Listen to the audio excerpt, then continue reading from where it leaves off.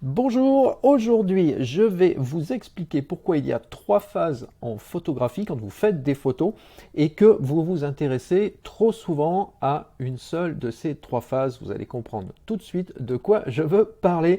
Je vous rappelle juste avant de démarrer que nous sommes en plein dans la préparation de la 100e de l'émission, donc dans quelques jours c'est l'épisode 95 aujourd'hui, et que vous pouvez toujours continuer à m'envoyer vos photos. Alors je ne sais pas à quel jour vous allez écouter cette vidéo, mais la date limite c'est le lundi 6 mars, donc nous sommes aujourd'hui vendredi. Il vous reste le week-end pour envoyer les photos et je sélectionne les 100 meilleures photos, j'en fais une vidéo et je la poste sur la chaîne en partageant tout ça pour vous remercier de me suivre. Vous avez toutes les infos dans la description de la vidéo. Alors, les trois phases de la photographie et pourquoi bien souvent vous ne pensez qu'à une seule de ces phases, mais de quoi est-ce qu'il veut bien parler? Je vais vous citer une anecdote pour vous donner le contexte. J'ai un ami qui est photographe professionnel et qui a été missionné il y a quelques années de ça, qui me racontait ça, donc qui a été missionné pour faire la photo d'une pochette de CD pour un groupe de musique. Alors ils ont préparé leur séance, enfin tout était calé, vous imaginez comment, c'est du travail professionnel, ils ont fait les photos en intérieur, en extérieur, vous savez quand on fait ce genre de travail, il y a toujours plein de photos qui sont faites et puis on sélectionne celle qui plaît à tout le monde et puis qui plaît surtout à ceux qui vont assurer la promo de l'album, bien souvent.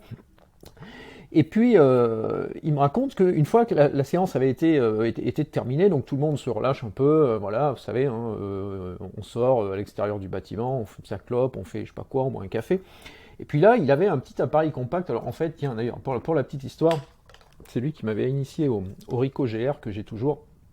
C'est un peu mon ancêtre numérique, mais je pensais encore quelques fois parce que c'est un petit boîtier pro qui date un peu, mais enfin qui a encore pas mal de qualité. Et donc il avait ça dans sa poche, c'est l'intérêt de cet appareil-là. Et là, il fait quelques photos comme ça. Et il en fait une en particulier où il y avait les membres du groupe donc sur cette photo-là. Mais totalement hors séance, c'est-à-dire c'est une photo souvenir. Et devinez quoi?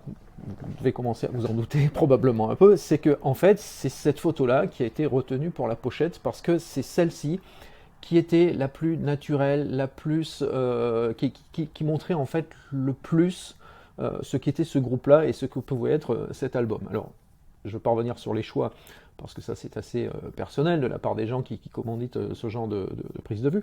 Mais ce que je voulais mettre en avant au travers de cet exemple-là, c'est que bien souvent, on se concentre sur le pendant. Ce que j'appelle le pendant, c'est la prise de vue. Vous partez photographier quelque chose, quoi que ça soit prévu ou que ça soit pas prévu. Vous faites une fête de famille, un mariage, un anniversaire, vous photographiez un spectacle, vous êtes en voyage quelque part et puis vous savez que tel jour ou tel matin à telle heure vous allez visiter tel monument ou tel paysage bien particulier et vous êtes concentré là-dessus. Alors vous faites les photos, ça il faut les faire, hein, je vous décourage pas là-dessus, mais en fait pour moi il y a aussi le avant tout ça et le après tout ça. Et alors pourquoi c'est important? Parce que le pendant, c'est sans surprise. Généralement, on a calculé ce que l'on veut faire, donc tout est prévu, ou bien dans le cas d'un voyage, c'est pas toujours prévu, mais globalement, on sait parce que vous êtes renseigné avant de partir en voyage, donc vous savez à peu près ce que vous allez aller voir. À l'époque d'Internet, il n'y a rien de plus facile. Vous avez déjà vu les photos, vous savez peut-être même quelles photos précisément vous allez faire. Donc je dirais que c'est sans surprise parce que il faut faire ces photos-là, mais en même temps, bon, voilà, tout au plus, c'est la qualité de la lumière ce jour-là, les conditions météo, voilà, c'est un peu ça qui va jouer, mais pas beaucoup plus. Le avant, pourquoi c'est important aussi? Parce que bien souvent, vous oubliez cette phase parce que vous êtes en pleine préparation de votre sujet et vous n'êtes pas concentré sur la photo. Alors je vous avoue que moi ça m'arrive aussi souvent quand je vais photographier un spectacle de danse, ce qui m'importe c'est le spectacle de danse.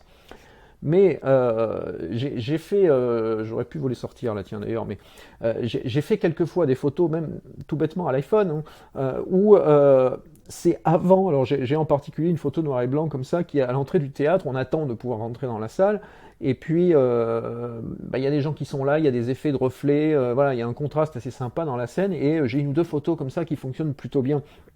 Et ça c'est le avant, c'est-à-dire que moi je suis complètement concentré dans ce que je vais faire pendant, mais j'ai toujours un œil qui traîne à côté.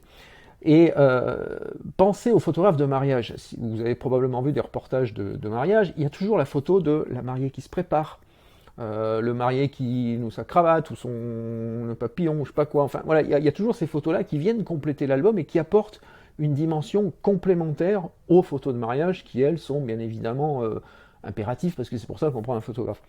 Mais donc ce avant, c'est toujours des moments de tension, de stress, de préparatifs qui sont aussi très intéressants à photographier. Alors si vous êtes en voyage, vous allez me dire, en voyage, il n'y a pas vraiment de préparation. Mais si, quand vous partez par exemple, je sais pas moi, le matin on vous dit on va visiter aujourd'hui tel site magnifique, je sais pas où vous êtes, peu importe. Il y a toujours un avant. L'avant, c'est peut-être le matin, vous préparez à l'hôtel avant de partir, et puis là, il y a quelqu'un qui est toujours en retard, qui traîne, qui a son sac qui est pas prêt, ou un qui est toujours prêt, qui attend les autres en râlant. Voilà, il y a toujours des scènes de vie comme ça à photographier. Il y a peut-être même, quand vous arrivez sur le site, des scènes où vous voyez, ça m'est arrivé souvent, de dire, tiens, je veux photographier ça, mais il y a tellement de monde devant que je vais attendre. Et là, vous pouvez photographier les gens. Photographier les gens qui photographient, c'est une bonne idée aussi de sujet, ça m'arrive aussi régulièrement. C'est assez sympa d'ailleurs, avec un smartphone, c'est très facile, vous arrivez derrière les gens, et puis clac, vous faites une petite image.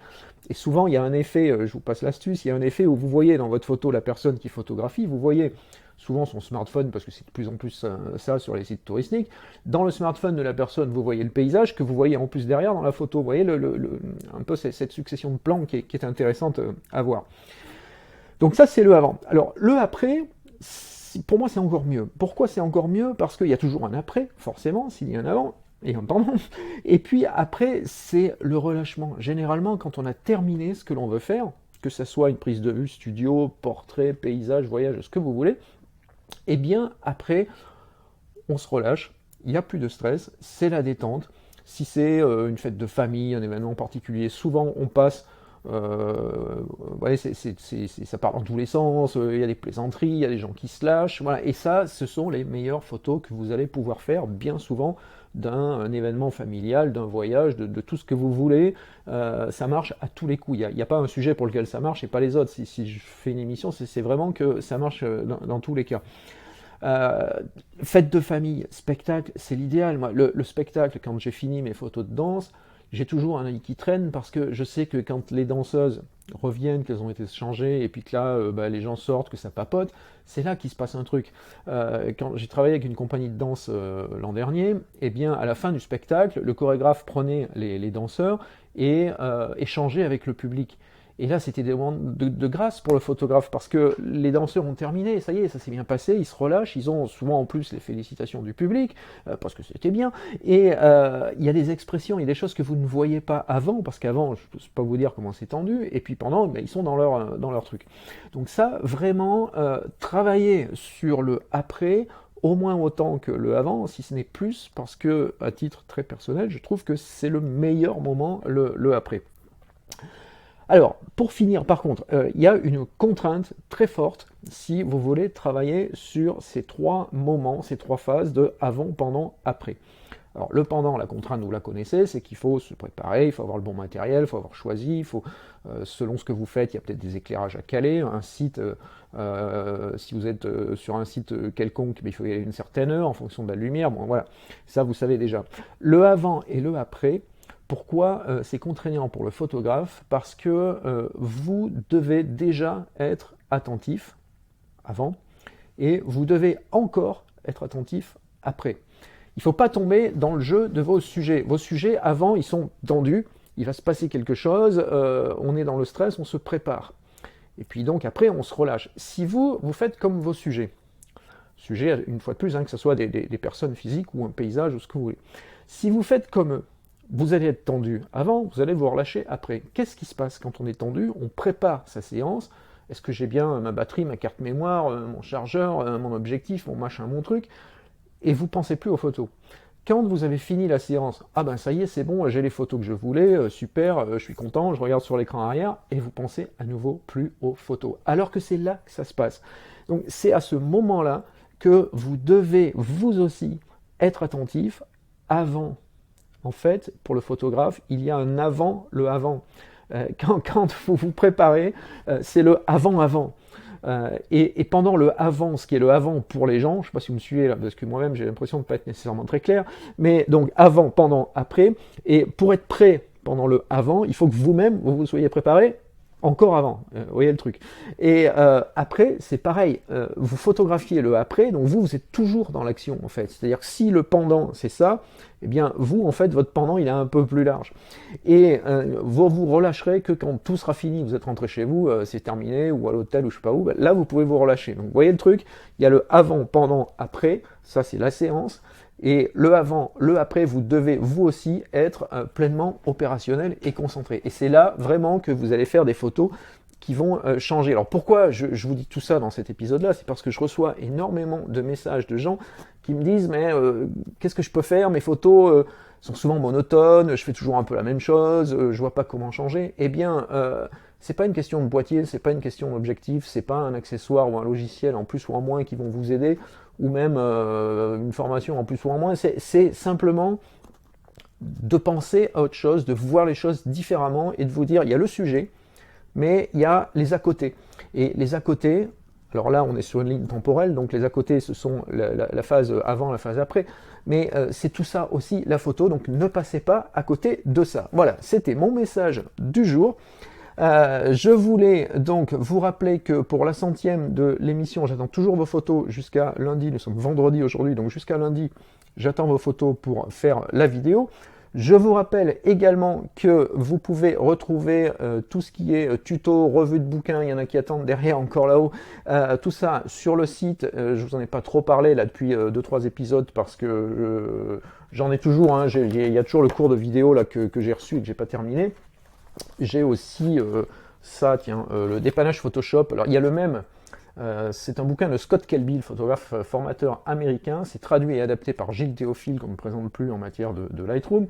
Et donc Gilles, il a adapté dépannage Photoshop, 200 questions-réponses. Il y a la même chose pour Lightroom qui fonctionne très bien, donc ça je vais vous en parler d'ici peu. Avant de vous quitter, je vous rappelle les messages habituels, c'est qu'il est obligatoire, avant de terminer cette vidéo, de cliquer sur le lien d'abonnement de la chaîne YouTube si vous ne l'avez pas fait, comme ça vous avez toutes les vidéos. Si vous m'écoutez sur Facebook, alors message important pour ceux qui écoutent sur Facebook, Facebook gère plutôt mal les vidéos parce que il vous les montre pas toutes en fait. Vous savez l'histoire de Facebook, vous voyez ce que Facebook veut bien vous montrer. Donc enclenchez bien les notifications sur la page si vous voulez que la vidéo vous soit proposée à minima. Et sinon le plus simple, je vous mets le lien dans la description de la vidéo, c'est abonnez-vous à la chaîne YouTube parce que YouTube, Facebook, c'est quand même les deux plateformes sur lesquelles on est le plus souvent. Et sur YouTube, là, par contre, on vous montre tout, donc il n'y a pas de filtre, et ça va éviter cet effet à la Facebook qui vous montre ce qu'il veut, mais pas ce que vous voulez. Voilà, le dernier message, c'est, comme d'hab, rejoignez ma liste de contacts perso, parce que comme ça, on peut échanger ensemble, et puis je sais que vous êtes pas mal à apprécier cette méthode-là. Je vous envoie dans la newsletter de dimanche quelques mots sur le sujet d'aujourd'hui que j'ai présenté peut-être de façon un petit peu plus construite. Et puis, dans tous les cas, je vous remercie de m'avoir suivi jusqu'ici. À très bientôt pour un prochain épisode. Bon week-end si vous m'écoutez un vendredi. Si c'est un autre jour, eh bien, bonne semaine. Voilà.